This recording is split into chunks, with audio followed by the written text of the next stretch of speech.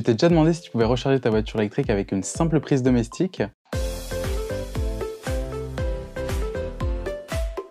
Eh bien oui, la plupart des véhicules électriques sont vendus avec un câble de recharge occasionnel qui te permet de recharger sur n'importe quelle prise domestique. L'avantage, c'est qu'il n'y a aucune installation supplémentaire, donc aucun coût supplémentaire. Le principal inconvénient, c'est par contre le temps de charge. Ça va être même très long. Tu vas gagner 10 à 15 km d'autonomie par heure de recharge. On parle donc de plus de 24 heures pour récupérer une batterie pleine. Pour une station quotidienne, on te conseille de faire poser une prise renforcée ou une borne de recharge domestique. Pour sécuriser ton installation, je te conseille de faire poser une prise renforcée. C'est une prise électrique conçue pour la recharge des véhicules électriques. Elle est donc plus solide et adaptée à une recharge des véhicules électriques. L'avantage principal, c'est le coût de l'installation. On parle d'environ 300 € pour une green-up posée par un professionnel par exemple.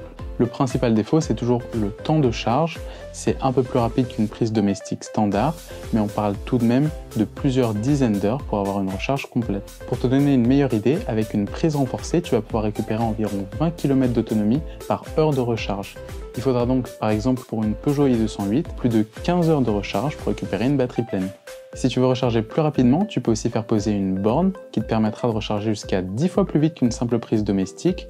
On parle de 20 à 150 km d'autonomie récupérée par heure de recharge, avec des puissances comprises entre 3,7 et 22 kW.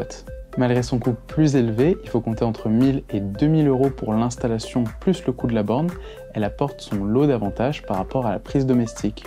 On peut citer par exemple une vitesse de recharge plus élevée ou des fonctions connectées qui te permettront par exemple de suivre ta recharge de ton téléphone, mais aussi des fonctions plus avancées qui par exemple t'éviteront de faire sauter les plombs si tu actives plusieurs électroménagers en même temps que la recharge de ton véhicule électrique.